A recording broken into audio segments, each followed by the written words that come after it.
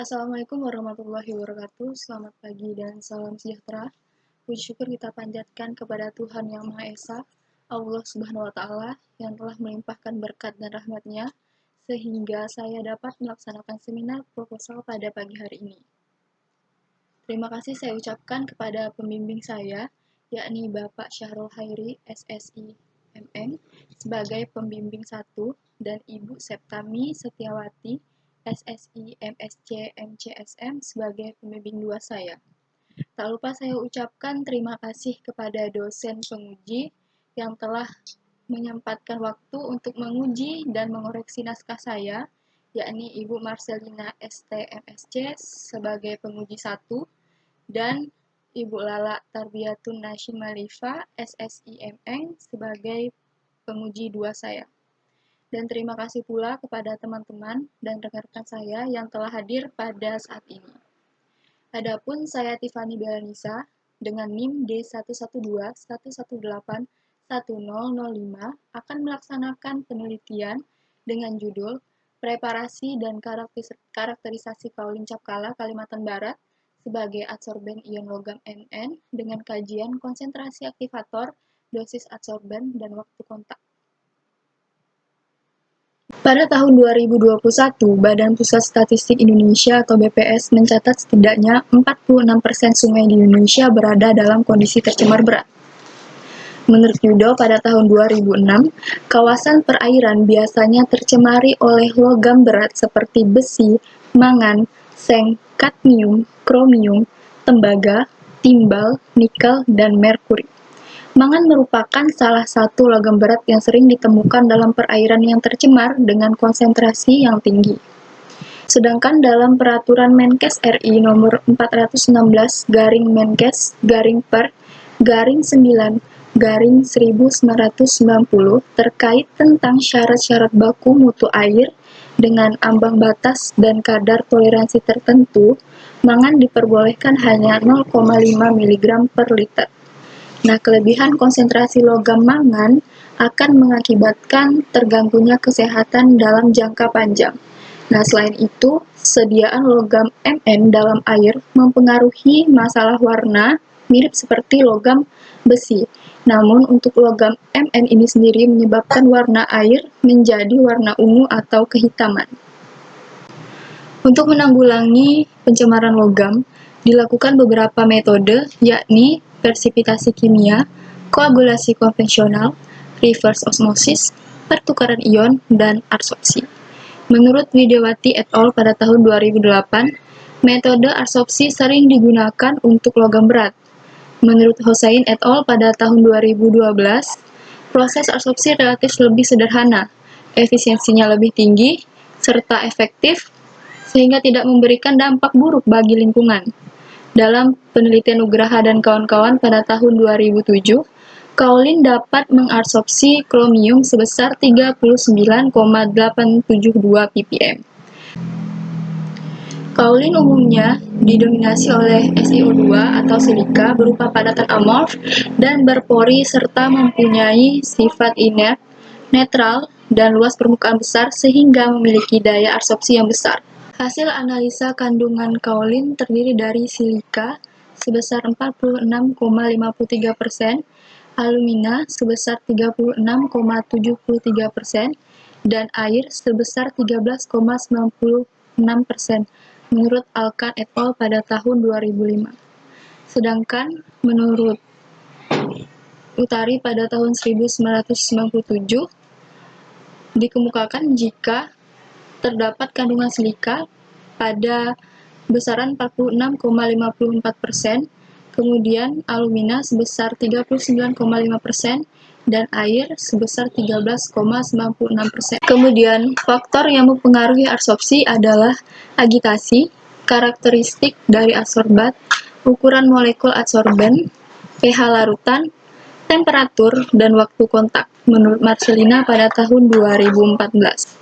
Nah, oleh karena itu, dalam penelitian ini akan dilakukan adsorpsi ion logam Mn dengan variasi bebas dari konsentrasi aktivator, yakni 0 molar, kemudian 0,5 molar, 1 molar, 1,5 molar, 2 molar, 2,5 molar, dan 3 molar.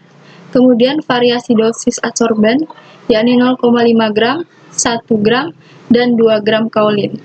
Serta variasi dari waktu kontak, yakni 30 menit, 60 menit, 90 menit, dan 120 menit. Dalam tinjauan pustaka, menurut Imade Sadiana dan kawan-kawan, pada tahun 2017 dengan topik penelitian sintesis komposit lempung alam magnetit sebagai adsorban zat warna methylene blue dengan metode aktivasi dan kalsinasi terhadap kaolin dengan konsentrasi HCl 3 molar dan diperoleh uji hasil lempung teraktivasi dan lempung alam magnetit terhadap zat warna methylene blue mencapai kondisi optimum pada pH ketiga. Kemudian, menurut Noasu et al. Pada tahun 2018, dalam Preparation and Characterization of Adsorbent Derived from Bentonite and Kaolin Clays, dengan metode aktivasi asam dengan konsentrasi 2 molar, diperoleh hasil modifikasi lempung bentonit dan lempung alam efektif dalam menciptakan pori-pori dengan baik di permukaan.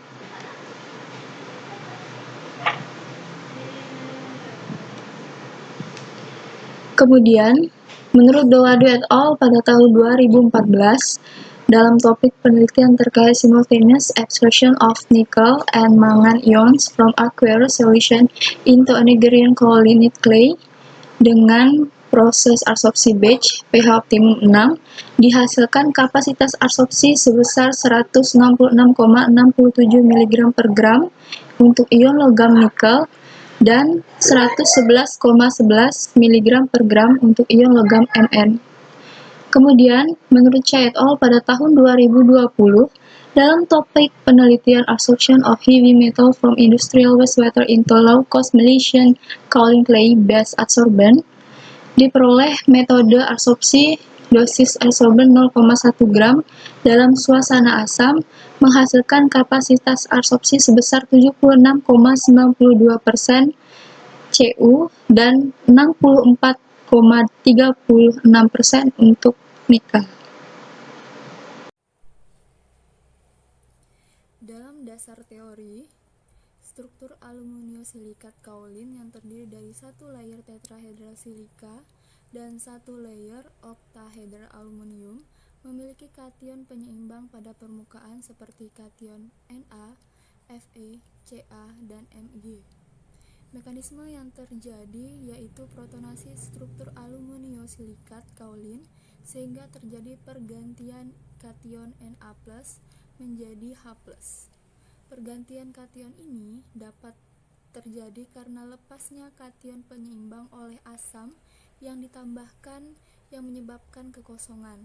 Selain itu, afinitas ion H+ yang lebih besar dapat memudahkan proton atau H+ untuk memasuki layer kaolin. Kaolin mengandung gugus OH pada permukaan yang dapat berinteraksi dengan logam. Mekanisme adsorpsi yang terjadi antara gugus OH yang terikat pada permukaan kaolin dengan Mn yang bermuatan positif dapat dilihat pada gambar. Nah, interaksi antara logam Mn dengan gugus OH melalui mekanisme pembentukan kompleks koordinasi.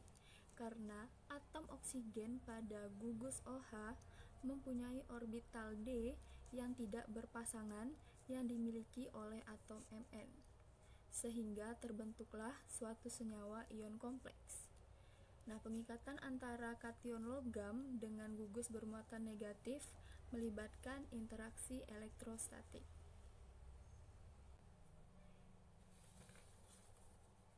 Berdasarkan paparan yang telah disampaikan, maka diperoleh hipotesis dalam penelitian ini yakni yang pertama, jika zeolit atau silika atau montmorillonite atau bentonite yang merupakan material silika alumina dapat dijadikan sebagai adsorben ion logam Mn, maka seharusnya kaolin juga berpotensi dijadikan sebagai adsorben ion logam Mn karena memiliki kandungan SiO2 dan Al2O3. Kemudian, jika ion logam Mn dapat diabsorpsi dengan silika, montmorillonite atau bentonite yang teraktivasi asam, maka seharusnya ion logam Mn juga dapat diabsorpsi dengan kaolin yang teraktivasi asam dengan variasi yang paling optimum. Kemudian, jika dalam absorpsi ion logam Mn dengan zeolit atau silika, montmorillonit atau bentonit terdapat waktu optimum dan dosis optimum daya serap, maka absorpsi dengan kaolin sebagai adsorben juga akan memiliki pengaruh terhadap waktu kontak dan dosis adsorben selama proses absorpsi. Adapun alat yang digunakan dalam penelitian ini, yang pertama yakni mortar, ayakan, Erlenmeyer, hot plate dan magnetic stirrer, beaker, centrifuge, mosonicator, pH meter, oven, tanur, vacuum buncher, neraca analitik, shaker, desikator, dan spatula. Sedangkan bahan yang diperlukan yakni aqueous, kaolin capkala, MnNO3 2 kali 4H2O, kemudian HCl, kertas saring, serta AgNO3.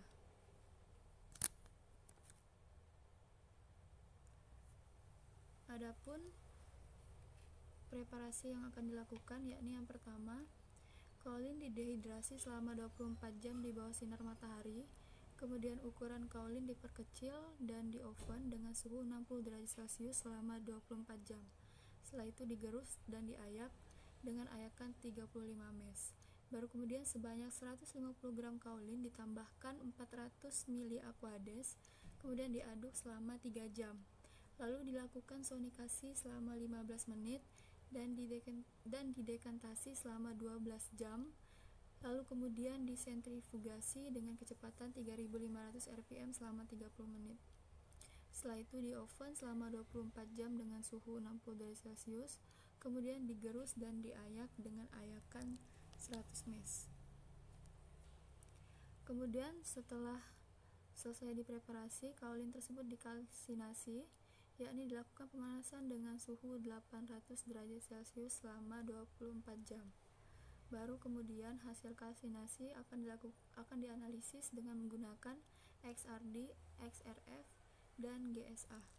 Setelah dikalsinasi, selanjutnya kaolin diaktifasi, yakni dengan menambahkan kaolin dan HCl dengan perbandingan 1:10 berat per volume. Kemudian diberikan variasi konsentrasi aktivator, yakni 0 molar, 0,5 molar, 1 molar, 1,5 molar, 2 molar, 2,5 molar, dan 3 molar. Setelah itu dilakukan pengadukan dengan kecepatan 200 rpm selama 60 menit. Kemudian disaring untuk memisahkan kaolin. Setelah itu dicuci hingga netral dan disentrifugasi. Kemudian di oven dengan suhu 100 derajat Celcius selama 5 jam. Setelah itu, kaolin digerus dan diayak dengan ayakan 200 mes. Baru kemudian dilakukan analisis kembali dengan menggunakan XRD, XRF, dan GSA. Selanjutnya yakni pembuatan larutan ion logam Mn, di mana ditimbang 0,25 gram serbuk MnNO3 2 kali 4H2O, kemudian dilarutkan dalam 250 ml aqueous, lalu dikocok hingga homogen. Baru kemudian didapatkan larutan induk Mn 100 ppm. Setelah itu, larutan tersebut diencerkan dengan cara dipipet sebanyak 10 ml larutan induk Mn 1000 ppm, kemudian dilarutkan dengan 100 ml aqueous, lalu dikocok hingga homogen dan kemudian didapatkan larutan Fe 100 ppm. Selanjutnya yakni absorpsi ion Mn, di mana disiapkan 100 ml sampel larutan sampel Mn 100 ppm, baru kemudian ditambahkan kaolin sesuai dengan variasi massa,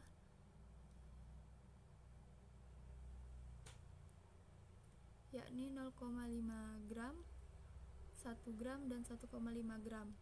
Setelah itu dilakukan pengadukan 150 rpm dengan shaker dan variasi waktu kontak 30 menit, 60 menit, 90 menit, dan 120 menit. Baru kemudian didiamkan dengan waktu selama 24 jam.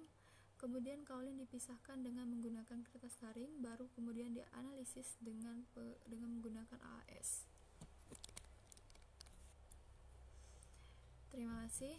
Mungkin hanya itu yang dapat saya paparkan dari seminar proposal saya. Saya Tiffany Belanisa dengan NIM D1121181005 undur diri. Wabillahi taufiq wal hidayah. Wassalamualaikum warahmatullahi wabarakatuh. Kurang dan lebihnya saya mohon maaf. Sekian.